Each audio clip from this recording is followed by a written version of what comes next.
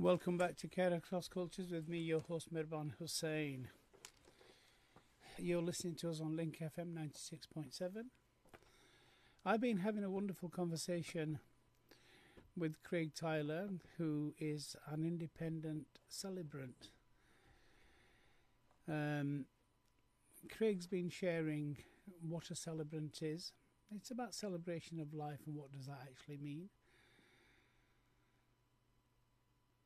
We've spoken about a lot of wonderful things. I didn't know what a celebration of life was or what a celebrant is. I'm a little bit wiser now. So, Craig, thank you so much for sharing a lot of what you do.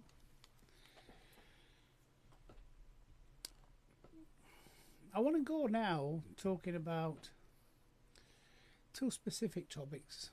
One is living memories, and the other is talking before a crisis. Because as we explored earlier that, death comes to us all, it's the one thing that should unite us. And sometimes with some illnesses, we're at end of life, aren't we? So I think talking before that is really important. But, since we are all going to die anyway at one point, I just want to sort of have a conversation around that as well. But let's start with living memories. What are they? Living memories it's a little phrase that really means that these are the memories of the person who is still with us. Sadly, when we say goodbye to a loved one, they do take so much information with them.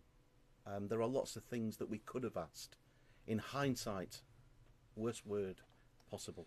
In hindsight, we always think, "Oh, why didn't I ask them that?" Yes.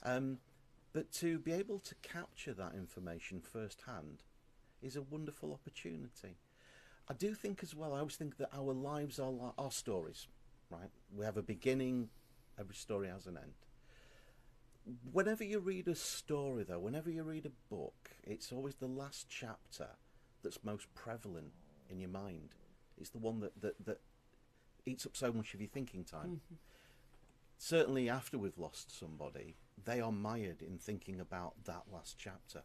It takes up all their thoughts when they look at that person's life stories. Anyway, anything that we can do to give all those previous chapters the veneration, the importance, the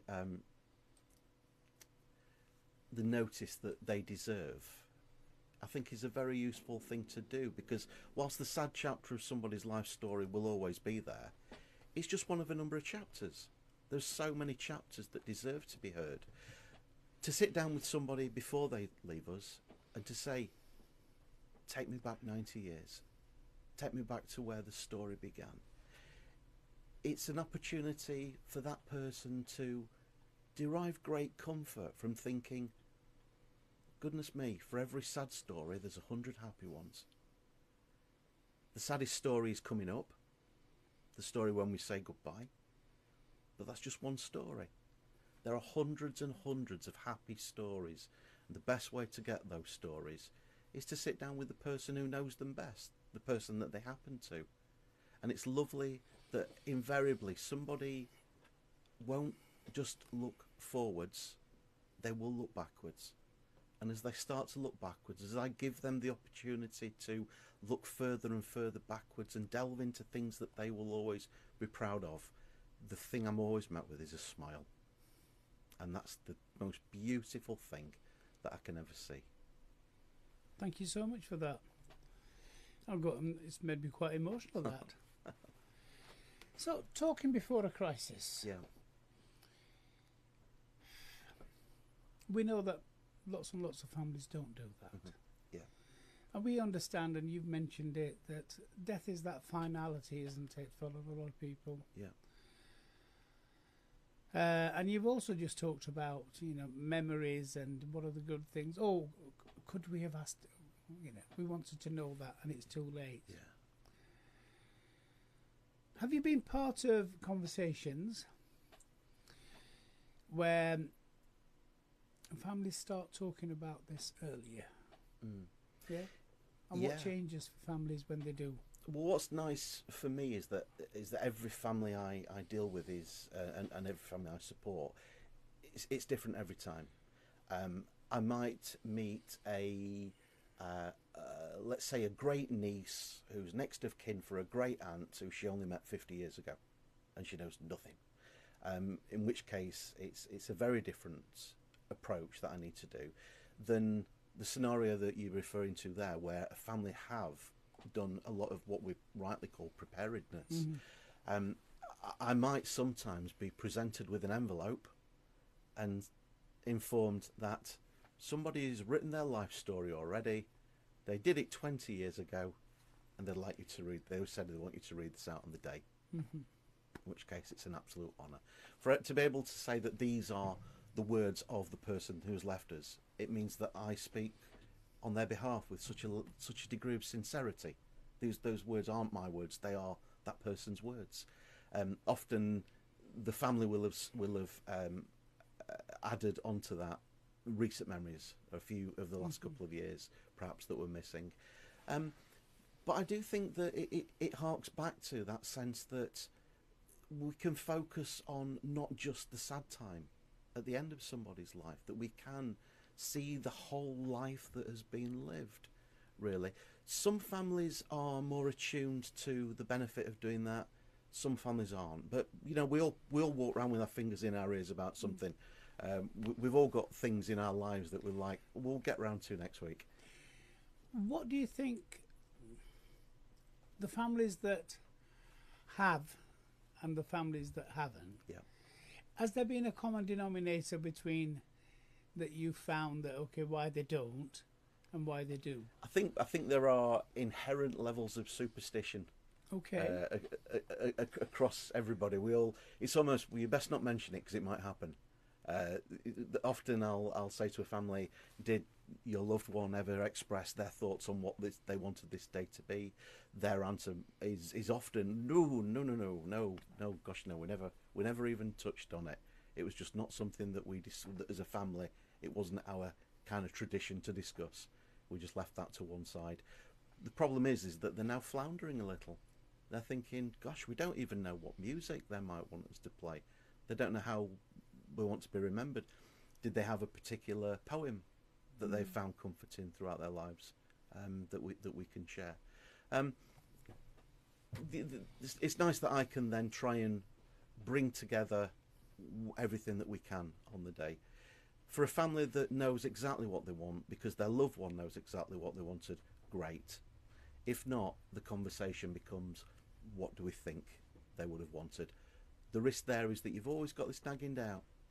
Did we get it right? Did we miss his favourite song? Should we have played? Should we have narrated the poem that was on his bedside table, or something like that? I do encourage people to try and have these conversations, really, because it's useful not just in making sure that the day will be what you want it to be, but your loved ones aren't left scratching their heads, that they do think, we know what you wanted, we are complying with your final wishes, and we are doing this for you, born of love. But there's all practical things as well, aren't there? I mean, I talk a lot about advanced care planning in the role that I am at, and wills and that kind of stuff. And when I explain to people that, okay, you know, advanced care planning is not just about death. It's about finances. Yeah. Yep. It's about bank accounts. You know, things that of a practical nature that are going to have a huge impact. Yeah. Because if you don't, you know, have those things in place, and your husband or your wife dies, and then you're going to find huge problems because you can't access those things. Absolutely. And something that's very much a modern problem is that our lives are on these things. Yes. And so often these days when somebody passes away, these things are locked. Yes. A family, for whatever reason, they might be thinking, I don't know what his friends' numbers are. They're all on his phone. Oh, I don't know what music he liked. It's all on his phone. I don't know if he's got anybody that we need to contact. Any ideas, thoughts. It's all on his phone. So we have it's much better to have anything that you desperately want to make sure is part of your end of life celebration out in the open as early as possible. And then the other thing is that those are the other practical things, but if you don't have that conversation, how do we know whether I want to be buried or cremated? Absolutely. And these are real, key things, aren't they? Yeah, very much so. And then it's left to the family to forever wonder if they got it right. Yes, who are struggling anyway. Yeah. And then thinking, should we have the cremation or should we? I mean, once you've had the cremation, that's it. End of story. Yeah. But if you've buried the person and then 5 years later you find a letter or something, I actually wanted to be cremated. And I suppose you could go back in theory. I'm not quite sure whether you can or not, but, in theory, I suppose you could do that. But there are so many aspects of the process that people have to ask questions about. So they have to come up with an answer. Everything from, for a service in a crematorium, did the deceased want the curtains closing at the end or leaving open? Or did the family want the curtains closing or leaving open? The ashes, if somebody has been cremated, what does the loved one want to do with them? Cast to the four corners of the wind at Flamborough Head, over on our beautiful Yorkshire coast, or kept to be interred at a future date with another loved one. It can be anything really. But I think for me, the preparedness for getting it right, for having those early conversations, you future-proof yourself against waking up every morning thinking, shouldn't have done that. Did we get that right? Yeah, you can avoid all that kind of heartache for eternity by discussing things early. I did say to you, I'm not going to ask you a difficult question, but I am now. Why do you think we avoid talking about death until we're forced to, based on your experiences? I think we have all got a list of things to do. Our list constantly updates itself. I think talking to people, number 2 on everybody's list is catch up with those relatives that I've not spoken to for a while. But they stay at number 2. Yeah. Sadly, it becomes too late. I think that talking about death is just something that's further down that list. We always block it out because we think that there are more important things to focus on right now. And so it never makes its way to the top of the list. The only time it might ever make its way to the top of the list is if circumstance dictates that we're suddenly presented indirectly with death. The death of a neighbour, the death of another loved one, the death of somebody in the newspaper, hearing a story that inspires us to open up a little and have those conversations. But it's such an easy conversation to have. And I think it's a conversation that people can have without sadness as well, that people can engender laughter, that people can engender sincerity, that people can engender meaningfulness into it as well, to make it something that it's worth having that conversation. So a shout out to everybody that's listening. Have that conversation, or at least think about it. Yeah, absolutely. Because it's really, really important. And you talked about grief and grieving, and it's not just the... I loved what you said about grief earlier. Your sort of saying about what grief is. Yeah. Repeat that again for me. I believe it comes from a film. I think that's where I got it from. So it might need. That's okay. Checking that. But the phrase I've heard is grief is love persevering. Really, grief is love that's looking for a new home.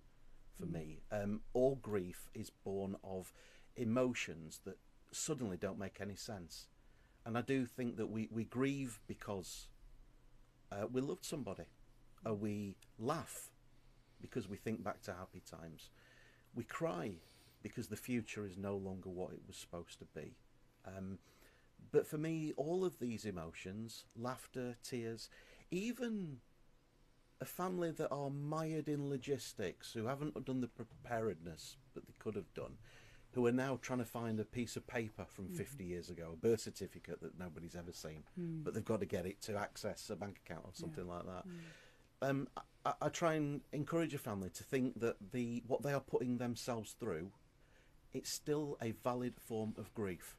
Everything that they are doing because they loved the person who's no longer with us. Because of their love for the person who's longer with us, they want to settle their affairs. So they are going through every cupboard. They are going through 50 years of folders of things. They are trying to find that piece of paper that's needed. People will always say that they're not grieving in a way that they think they should be.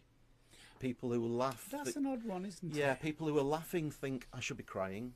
Yeah. People who are crying think, well, he's had a good life, he's at 100. I should be laughing. People who are looking for that piece of paper thinking, I should be doing anything right now but looking for this piece of paper. But for me, everything that you are doing, every emotion, everything that you are undertaking, mentally or physically, because of that person that you love, you are showing your grief for them. You're showing that you love them. And I suppose looking for that birth certificate from 50 years ago is another form, isn't Absolutely. it, of how we sort of take our mind away from that and bury ourselves in some practical things that we're not thinking about it. We're doing... Part of that's about being useful as well, isn't it? Yes, yeah.